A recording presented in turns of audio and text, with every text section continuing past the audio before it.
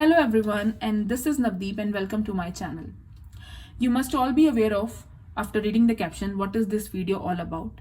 So here I would like to share my experience, how I scored 8.5 band, that is 84 out of 90, that too in a very first attempt in the PT exam, that is Pearson Test of English, also just by doing the self-study.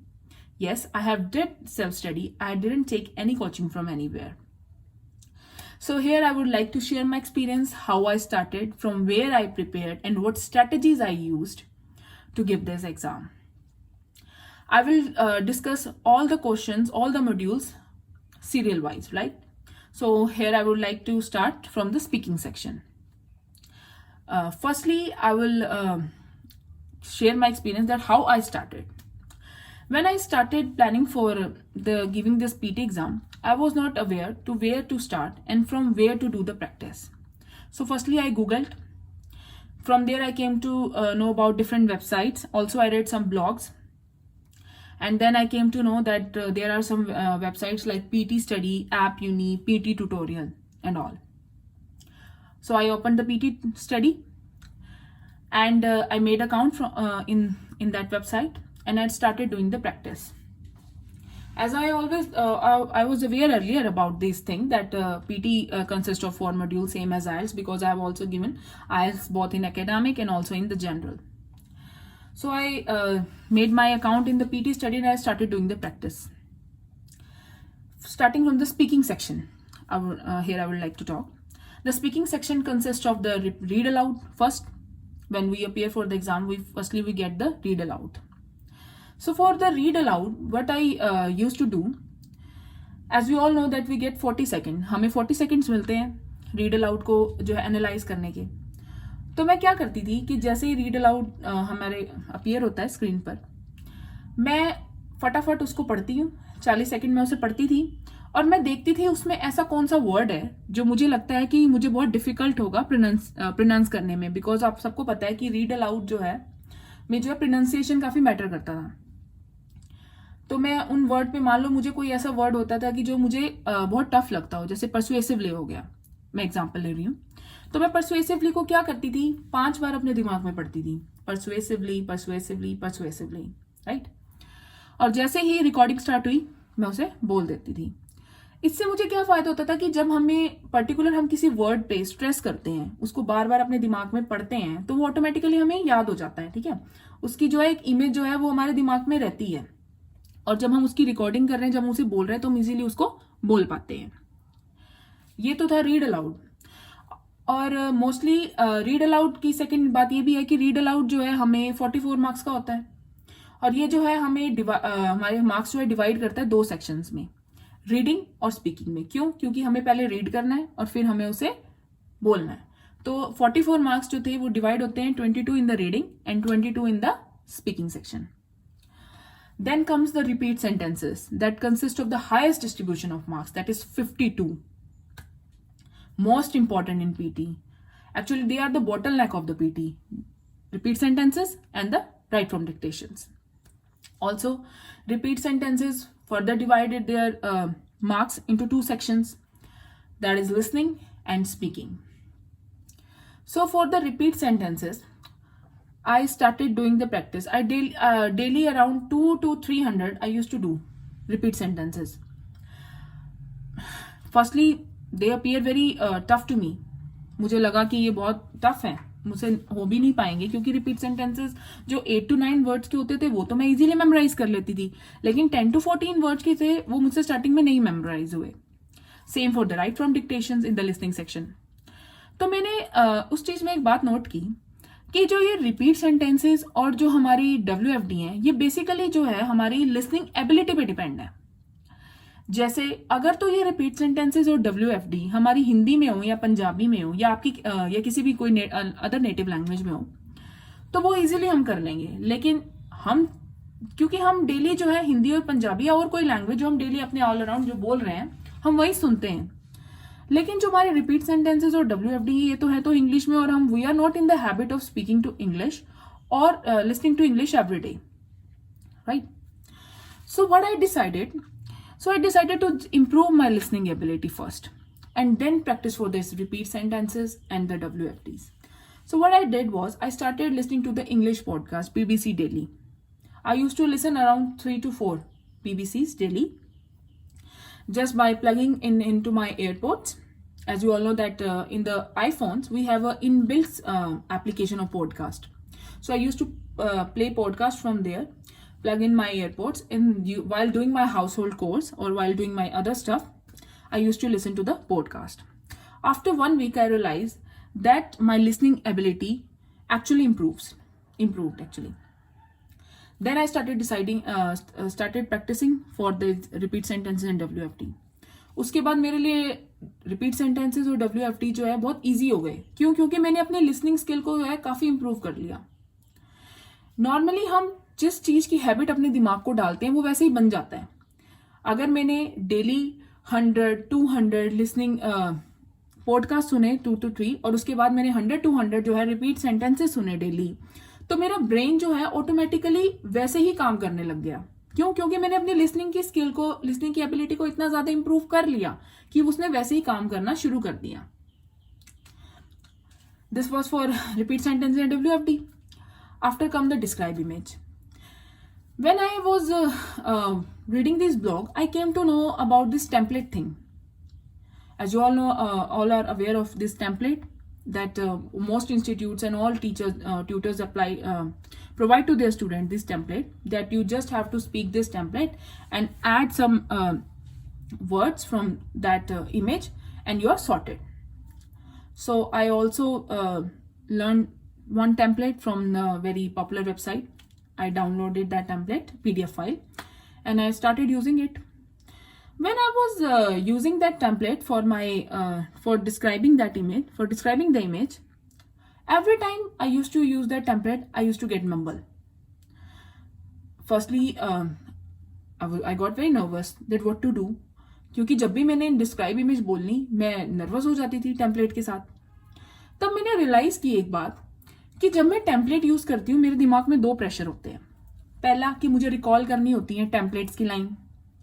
उसके बाद मुझे ये भी देखना है कि उस picture में है क्या, मुझे वो वर्ड्स भी कीवर्ड्स या क्या मैक्सिमम है क्या मिनिमम है, मतलब जो भी कंटेंट है उस इमेज का वो भी ऐड करना है.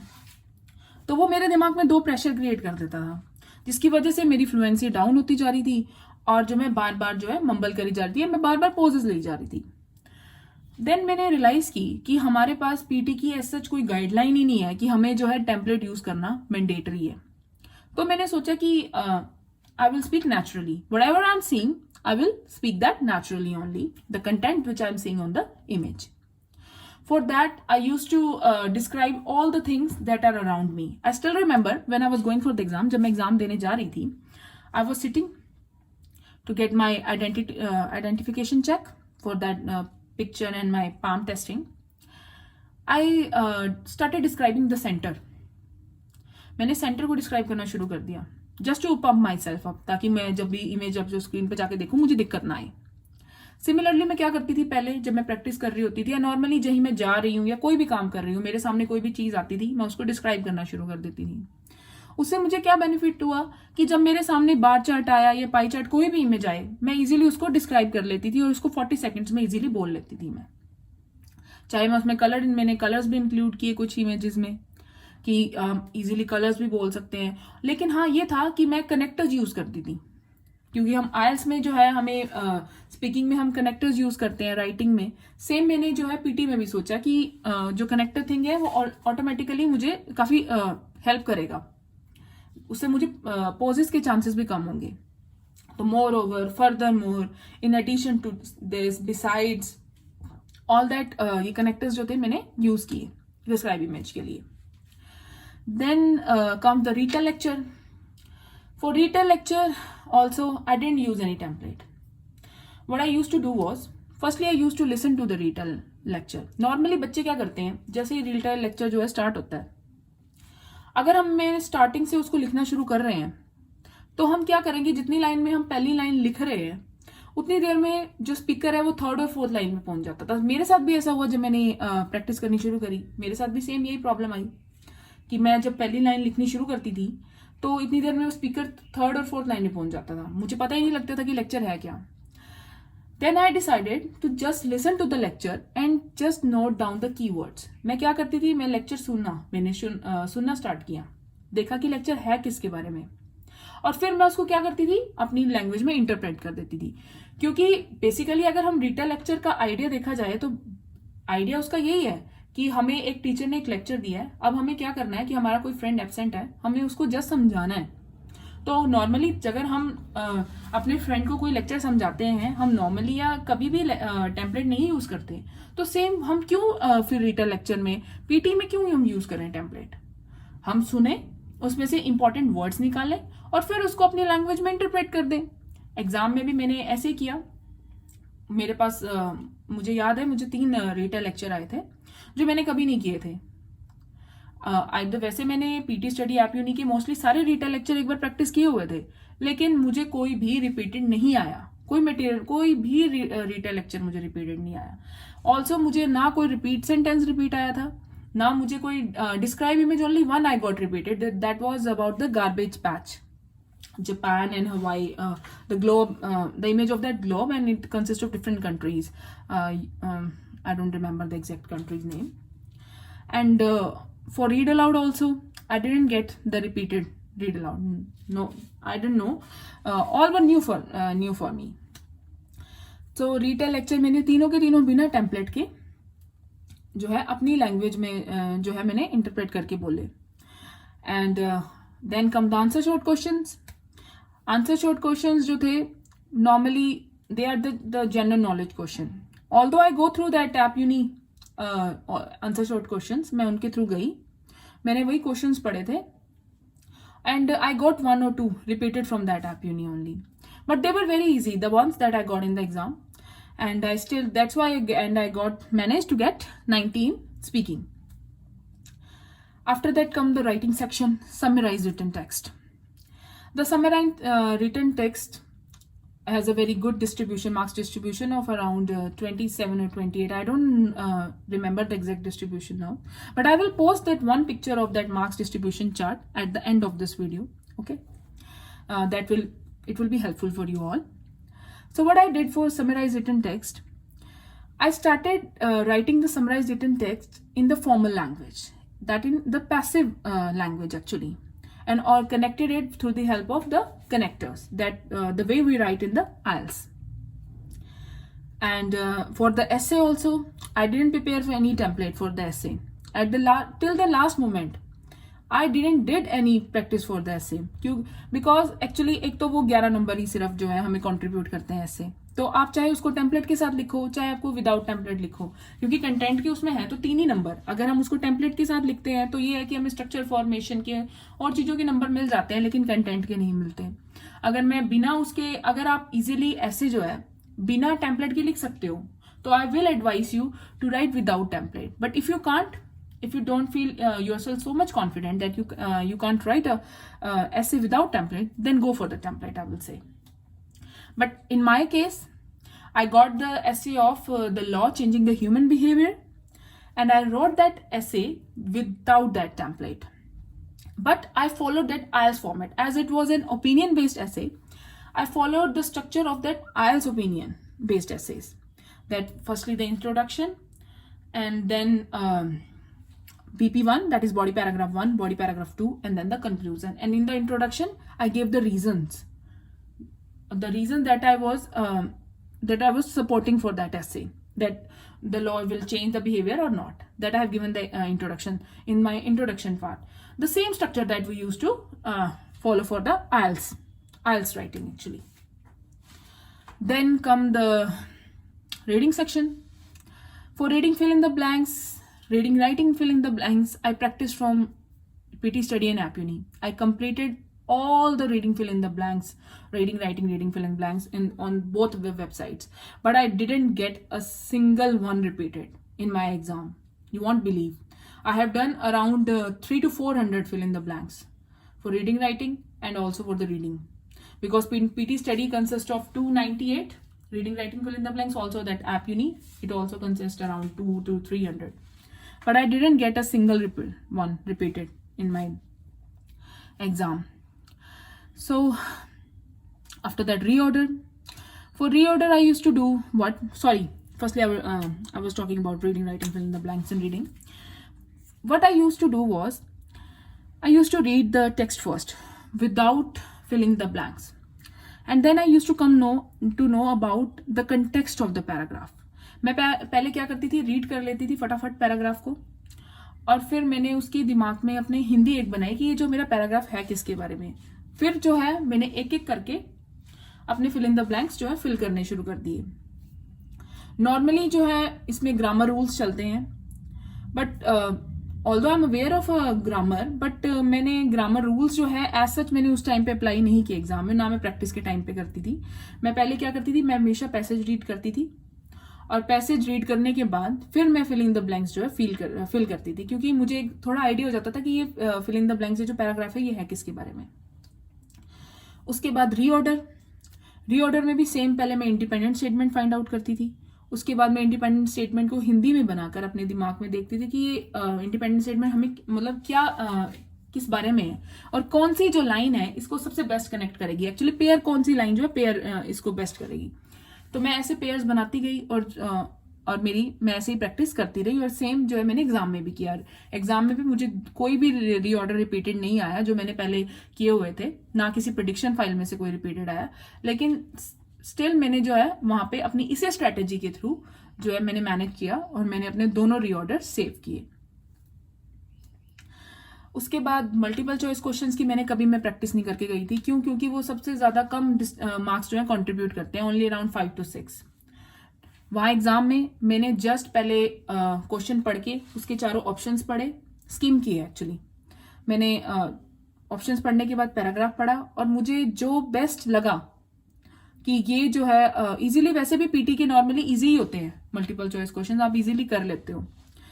जो बेस्ट ऑप्शन मुझे लगा पढ़ने के बाद पैराग्राफ कि ये सबसे बेस्ट रहेगा, मतलब यही इसको सूट करता है, मैंने उसी पे क्लिक किया. और एमसीक्यू जो मल्टीपल आंसर्स में मैंने, as you all know aware that they consist of negative marking, so I didn't take the risk of taking one more than 2. I just only take the one which I found that the suitable answer for that paragraph. And after the reading, the last section I got was listening. Before that, the 10 minutes break they asked for that 10-minute break, and that you all know that is optional. You can take that, or if you don't want, you can't take. I didn't take that 10 minutes break either. I started the listening section. Firstly, I got summarized spoken text. The strategies that I follow for the retail lecture: to listen first, and only note down the important word that you find that you can't remember. जो आपको लगता है कि आप इतनी देर तक याद नहीं करोगे, याद नहीं रख पाओगे, सिर्फ उन्हीं वर्ड्स को लिखो. मैंने सेम स्ट्रैटेजी वही फॉलो करी थी समराइज स्पोकन टेक्स्ट के लिए. उसमें भी सेम, मैंने कोई टेम्पलेट यूज नहीं किया. मैंने सुना ध्यान से जो स्पीकर ने बोला, और जो इंपॉर्टेंट वर्ड्स थे मैंने वो फटाफट लिखे, और फिर मैंने उसको अपनी लैंग्वेज में, अगेन पैसिव वॉइस में, मैंने फॉर्मली समराइज अपना स्पोकन टेक्स्ट लिखा. ऐसे ही मैं वेबसाइट पे प्रैक्टिस करती थी, वैसे ही मैंने एग्जाम में किया. After that, highlighting incorrect words and these highlighting incorrect summary, listening fill in the blanks, also just practice. वो मैंने पीटी स्टडी से प्रैक्टिस की है, ऐप यूनी से ही प्रैक्टिस करी है मैंने ये सारी चीज़ें. और मैंने एग्जाम में जैसे ही वो listening fill in the blank start होते थे, मैं ध्यान से सुनती थी, क्योंकि मैंने रिपीट सेंटेंसेस और WFD के टाइम पे मैंने अपनी लिसनिंग, एज मैंने पहले भी डिस्कस किया कि मैंने पॉडकास्ट सुनने से और मेरी काफ़ी लिसनिंग की एबिलिटी इंप्रूव हुई थी. तो मुझे कई नए वर्ड्स की प्रोनाउंसिएशन का भी पता लगा था जो मैं अवेयर नहीं थी पहले. तो मैंने इजीली जो है लिसनिंग के फिल इन द ब्लैंक्स जो है सॉल्व कर लिए इसी स्ट्रैटेजी के through. I think I have discussed all. For the WFD also, I have used that same repeat sentences strategy only. That just brushed up my listening ability. That's it. And in the last, I will like to say that, guys, PT में score करना या कोई भी exam में score करना कोई मुश्किल काम नहीं है.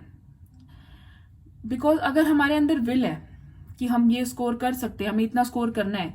मेरा टारगेट 80 था, मुझे था कि मुझे 80 या 81 तो लेना ही लेना है, मुझे 80 क्रॉस करना है, बट आई गॉट 84।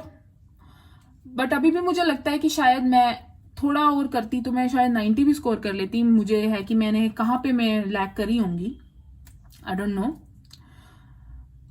तो मैं आप सबको भी यही कहूंगी कि एक टारगेट बनाओ कि हमें इतना स्कोर करना है और मेहनत करो। कोशिश करो कि नेचुरली बोलो, टेम्पलेट ना यूज करो। बिकॉज मुझे लगता है कि जब हम टेम्पलेट्स यूज करते हैं तो टेम्पलेट्स जो है हमें प्रेशर ही करते हैं, प्रेशर देते हैं कि एक तो टेम्पलेट्स की लाइंस रिकॉल करो, फिर जो आइडिया हमें बोलना है या हमें लिखना है वो कंटेंट भी उसमें ऐड करो। तो उससे क्या होता है कि मतलब एक क्योस की, एक डायलेमा की सिचुएशन हो जाती है।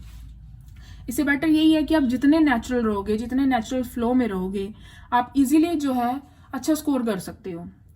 रीड अलाउड में अगर मान लो आपको कोई वर्ड ऐसा है, जब आप प्रैक्टिस कर रहे हो आपको उसकी प्रोनाउंसिएशन नहीं पता, आप उसको स्किप मत करो।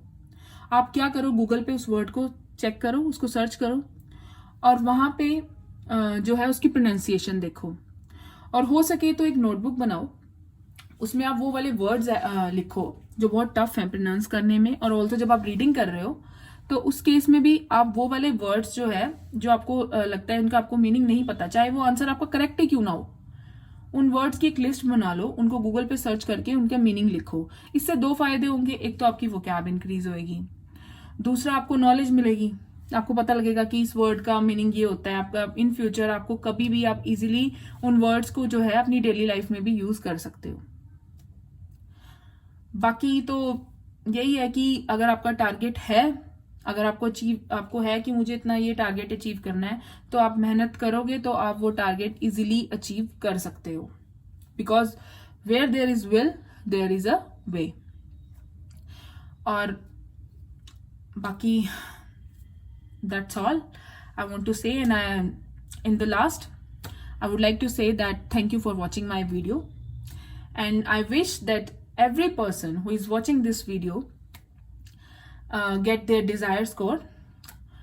And if you have any doubt, अगर आपके कोई भी PT से related doubt है तो I will be linking my Instagram account ID either in this video or in the description box. There you can DM me, or I will be linking my email ID too.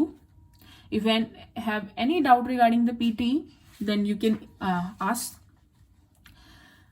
And अगर आपको मेरी video अच्छी लगी हो तो please मेरे channel को subscribe करना और इस वीडियो को लाइक करना और ज़्यादा से ज़्यादा शेयर करना, ताकि दूसरों की भी हेल्प हो सके।